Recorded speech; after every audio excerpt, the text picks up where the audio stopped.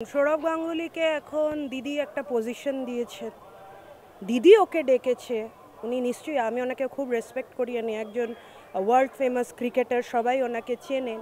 কিন্তু উনি একটা জিনিস বোঝেন না, সেটা হচ্ছে ইকোনমিক্স। এখানে বোঝার আছে, আমাদের বাংলা আজকে ধারে আছে, সেন্ট্রালকে এখনও অ্যাকাউন্টস ক্লিয়ার করে দেয়নি, তাই জন্যে প্রচুর গ্রান্ট বাংলায় আজ অবধি আসেনি।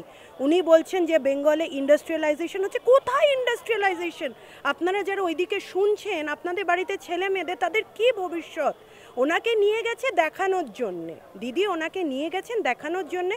উনি দিদির কাছে এখন চাকরি করছেন তাই গেছেন, কিন্তু উনিকে বুঝতে হবে যে ক্রিকেট একটা আলাদা খেলা, ঠিক আছে? ক্রিকেটে আপনি অনেক এগিয়ে গেছেন দাদা, কিন্তু পলিটিক্সটা আপনি এখনো বুঝছেন না। আর ইকোনমিক্সের ব্যাপারে তো আপনার কোনো জ্ঞান নেই। GDP, GNP, national income, per capital income, net foreign income from abroad, এবং দ্য কন্ডিশন, ইকোনমিক স্টেটাস এখানে কি, এবং এখানের পপুলেশনের সঙ্গে এখানে কীরকম ইনকাম, সেই জায়গায় বাংলা অনেক পিছিয়ে আছে। India is a developing nation, but West Bengal is in an under developed state. গ্রামে গঞ্জে ছেলেদের চাকরি নেই, আপনি বুঝুন। গ্রামে গঞ্জে ছেলে, আমাদের গ্রাম হচ্ছে আমাদের শক্তি, রুরাল ডেভেলপমেন্ট হচ্ছে আমাদের শক্তি। ওখানে ছেলে মেয়েদের কাছে কোনো চাকরি নেই, ওখানে শুধু যারা দলবাজি করছে তাদের বাড়ির লোকেরা চাকরি পাচ্ছে, নাহলে এক একটা বাড়ির থেকে দুটো তিনটে চারটে যারা আমাদের এখন রুলিং পার্টি, তারা কি করে চাকরি পায়? আর যারা এখানে চাকরি পাওয়ার যোগ্য তারা মাটিতে বসে আছে, রেজাল্টের কোনো ঠিক নেই। তাই জন্য দাদা, আপনি যে গেছেন খুব ভালো কথা, আপনার ভিসাতে স্ট্যাম্প লেগেছে, কিন্তু কথাগুলো যেগুলো বলবেন একটু, you must know the economics and the skills of politics before giving any statement to the media. কিন্তু কী করে বলছে যে উনি ইকোনমি সম্বন্ধে বোঝেন না, পার ক্যাপিটা ইনকাম বা জিডিপি এগুলো সম্পর্কে বোঝেন না? তার কারণ যিনি ভবিষ্যতের শিল্পপতি, যিনি ভবিষ্যতে একটা স্টিল ফ্যাক্টরি এখানে পশ্চিমবঙ্গে স্থাপন করতে চলেছেন, তার জন্য মুখ্যমন্ত্রীর কাছ থেকে জমি পর্যন্ত নেওয়ার কথা বলেছেন, যে 1 টাকা দিয়ে মুখ্যমন্ত্রী তাকে জমি দেবেন, এত লম্বা একটা হিসাব চলছে। সেখানে তিনি যদি কোনোভাবে ইকোনমিটাকেই না বোঝেন, তাহলে সেক্ষেত্রে তিনি পরবর্তীকালে শিল্পপতি হবেন কি করে? শুনুন, পয়সা দিয়ে জিনিস তৈরি করা খুব সহজ, যদি পয়সাটা আসে, সেটা 1 টাকা হোক কি 2 টাকা, কিন্তু জিনিসটাকে চালনা করতে অক্ষমেরা। কেন জিনিসটা তৈরি করে মার্সিডিজ রাখবো, কিন্তু তেল ভরার পয়সা নেই, তা বললে হবে না।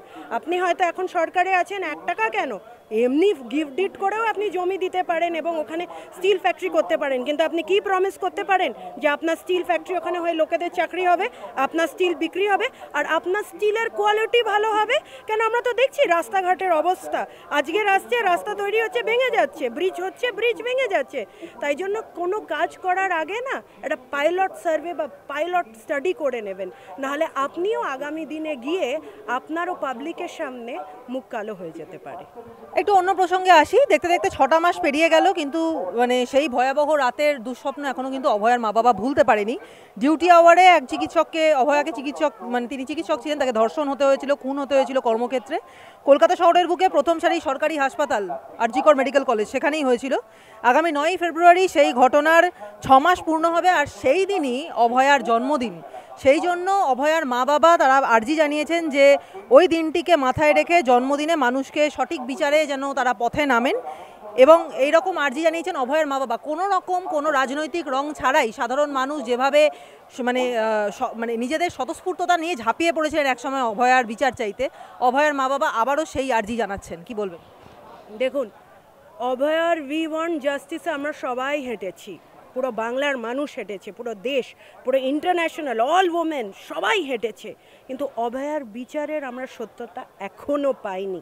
এজন্য মা বাবা যে অর্জিটা করেছে যে ওর জন্মদিনের দিন যেন ঠিক ন্যায়টা পাওয়া যায়। কেন একা একটা লোককে মুরগি বানিয়ে আজকের দিনে এতগুলো বাংলার আর দেশের মানুষকে বোকা বানানো উচিত না। আমি সরকার পক্ষকেও নিবেদন করব এই সময় कि जो घटना घटा था निंदनीय घटना है, और इसके साथ जो लोग যুক্ত है, মানে যারা যারা এর সঙ্গে যুক্ত, যাদেরকে এখনও আমাদের রাজ্য সরকার বা যারা ওখানকার কমিটির লোক যারা আছে, যারা ওদেরকে ঢাকার চেষ্টা করছে, এটা করবেন না, ওদেরকে এগিয়ে দিন কোর্টের সামনে, যেন এমন একটা বিচার হোক যেন সারা দেশে, সারা পৃথিবীর মানুষ যেন শেখে যে এইরকম নোংরা কাজ যেন অন্য কোনো মেয়ে বা মেয়ের সঙ্গে যেন না হয়। এখানে শুধু সরকারকে তো দোষ দিলে হবে না, কারণ হচ্ছে সিবিআই এর ভূমিকা নিয়ে প্রশ্ন উঠছে। সিবিআই কিভাবে মানে কি করে এতগুলো মানুষকে ছেড়ে দিয়ে শুধুমাত্র যাকে কলকাতা পুলিশ গ্রেফতার করেছিল তারই ওপরে সমস্ত দায়টা চাপিয়ে দিল, এটা নিয়ে কিন্তু প্রশ্ন উঠছে। সিবিআই এর সীমা পাহুজা তিনি জয়েন করার পর থেকেই সিবিআই এর এই মানে মামলা নিয়ে যে তদন্ত তার গতি স্তীমিত হয়ে এসছে, এবং সিবিআই ঠিকমতো যে ইনভেস্টিগেট করেনি বা ইনভেস্টিগেশনে অনেক গাফিলতি আছে বা সমস্ত তথ্য জানায়নি, এমন অভিযোগও কিন্তু অভয়ার মা বাবা করছে। আচ্ছা, আমি যদি বলি যে ওনার মা বাবা যা বলছে ঠিক বলছে, কিন্তু যখন আমাদের এখান থেকে যেই ঘটনাটা মেয়েটার সঙ্গে ঘটলো, যেই ঘরটা পিডাব্লিউডির গিয়ে পরের দিন ঘরটা ভেঙে দিল, 14 অগস্ট রাত্রির বেলা এত হাই সিকিউরিটি জোনে ভেঙে ঢুকে গেল, এবং সিসিটিভি ফুটেজ যখন হাইকোর্টে দেওয়া হলো তখন সব ফুটেজগুলো ভেঙে ভেঙে দেওয়া হলো, এবং একটা জায়গায় তো দেখানো হয়েছিল মনে হয় সঞ্জয় নাকি 2 সেকেন্ডে বা 2 মিনিটে হসপিটাল থেকে হঠাৎ বেরিয়ে গেল কি ঢুকে গেল। তাই জন্য এখান থেকে তথ্য লোপাট হয়েছে, তথ্য ঠিক করে দেওয়া হয়নি, বোঝার আছে এখানে। এবং মেয়েটা রাত্রির বেলা যেদিন ঘটনাটা হয় তার বন্ধুদের সঙ্গে খেয়েছিল ক্যান্টিনে, সেইখানেও আমরা এইসব কথা শুনেছিলাম। তারা কোথায়? ইনভেস্টিগেশন ঠিক করে সিবিআই যে করেনি, ঠিক আছে আমি মেনে নিলাম করেনি, কেন ওরা তো একটা ইন্ডিপেন্ডেন্ট বডি, আমি এখানে কিছু বলতে পারবো না, লোকের কথাই আমি বলছি, কিন্তু where is the evidence? There has been a tampering of the evidence, and 100% যারা যারা যুক্ত, হসপিটাল কর্তৃপক্ষ হোক কি যা হোক, ওখানকার আমাদের এখানকার সরকার হোক, বাকি যারা এখানকার লোকেরা হোক, সবাই যুক্ত। আর এতগুলো লোক মিলে একটা এত বড় নিন্দনীয় ঘটনাকে বারবার ধামাচাপা দিচ্ছে এবং লোকেদেরকে থ্রেট করেছে, এটাও তো সত্যি মানতে হবে। মা বাবা আজকের বিচার চাইছে, কেন চাইছে? কেন বিচার তো এখনো হয়নি, সত্যতা তো আসেনি, কেন সত্য তো তথ্য লোপাট হয়েছে। তাই জন্য বাংলার মানুষ, আমি আজও চাইছি যে we want truth in justice, not only justice. এটাই এখন মানুষ চায় যে সত্যি কথাটা আসুক। কেন ঢাকা যে মার্ডার করে আর যে মার্ডারের সঙ্গে যুক্ত তারা তো একই রকম অন্যায় করেছে, এবং তাদের অ্যাকর্ডিং টু আমাদের ভারত ন্যায় সংহিতা এখন যেটা ইন্ডিয়ান পিনাল করছিল সাজা এক। তার মানে কি নিজেদের লোকেরা আছে যারা যুক্ত তাদেরকে বাঁচানোর চেষ্টা করছে? দেখুন এখানে অনেক কমপ্লেক্সিটি চলে এসছে রাজ্যর মধ্যে, আর যত জিনিস যত দিন যায় না তত জিনিস আরও কমপ্লেক্স হয়ে যায়। তাই জন্য আমার মানে যে ওখানকার জজরা আছে, যারা আছে সেন্ট্রাল এবং মানুষদের, আমি একটাই জিনিস মানে ঠাকুরকেও প্রার্থনা করি আর সবাইকে এটাই বলি যে ঠিক বিচারটা যেন হোক, এই আইতে যে আই ওয়াশটা হচ্ছে সেটা যেন না হোক। রচনা বন্দ্যোপাধ্যায় বিজেপিতে আসুক কি না আসুক, এইটুকু তো একদম পরিষ্কার যে উনি সনাতন ধর্মে আছেন, উনি হিন্দু, কুম্ভতে গেছেন এবং ত্রিবেণী সঙ্গমে গিয়ে উনি স্নান করেছেন, এবং ব্যবস্থাপনা ওখানে খুব ভালো। এটা সত্যি যে ঘটনাটা ঘটেছিল, একটা অ্যাক্সিডেন্ট ঘটেছিল, সেটাও আমরা সারা ভারতবর্ষের লোক জানি।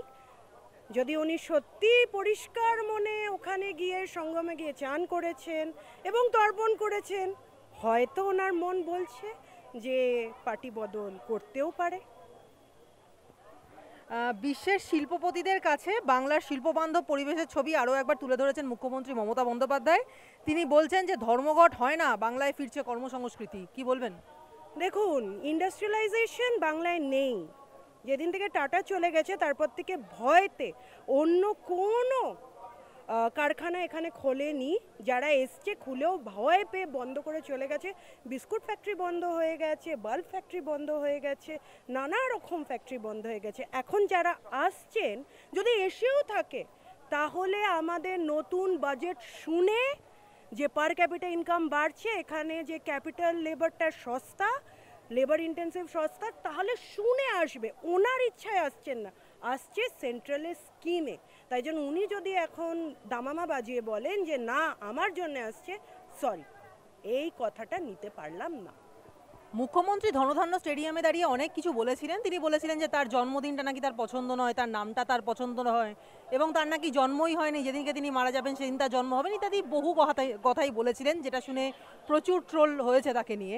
এবারে মুকেশ আম্বানি অবাক হয়ে গেলেন তার কথা শুনে, কারণ বিশ্ববঙ্গ বাণিজ্য সম্মেলনে তিনি বলেছেন দিনে 64,000 পা নাকি তিনি হাঁটেন। দেখুন, এটা তো আমিও শুনেছি এবং আজকে দেখেওছি। 64,000 পা মানে উনি জানেন কত কিলোমিটার হাঁটতে হয়? আমি জানি ওনার কাছে স্মার্ট ওয়াচ আছে, আমার মনে হয় উনি হাঁটেন নিশ্চয়ই ট্রেডমিলে, কিন্তু এত হাঁটেন না।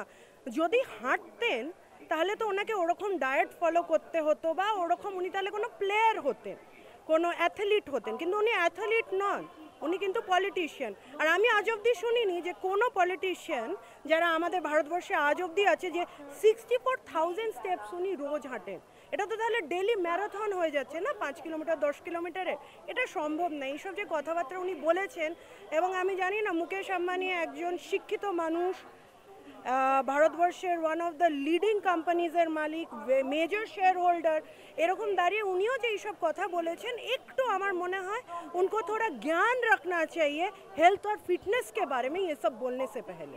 না মানে প্লেয়ারের কথা বলছেন যে উনি প্লেয়ার হতে পারতেন, প্লেয়ার তো উনি বটেই, রাজনীতির ময়দানে ওনার মতো সাংঘাতিক প্লেয়ার আর কি হতে পারে? না, সে জায়গা ঠিক, কেন উনি ওনার খেলায় উনি জিতে গেছেন। এই যে খেলা হবে, যে ওনাদের স্লোগানটা, উনি এখনও খেলছেন মানুষের মনের সঙ্গে। তাই জন্যই বাংলার এই অবস্থা, কাজ নেই, টিচাররা এখানে কোনো চাকরি পান না, শিক্ষিত লোকেরা বাড়িতে বসে আছে, নিজের পছন্দের লোকেরা সরকারি চাকরি পাচ্ছে, এখানে হসপিটালে কাণ্ড ঘটছে, গরু চুরি হচ্ছে, পয়সা এদিক থেকে ওই দিক হয়ে যাচ্ছে, ভোটের আগে রাজনীতি হচ্ছে, তারপরে ভোট মেশিনের মধ্যে কোনো বাটন নেই, শুধু একটাই পার্টির বাটন। এ তো দেখছি, আমরা তো বাংলায় থাকছি।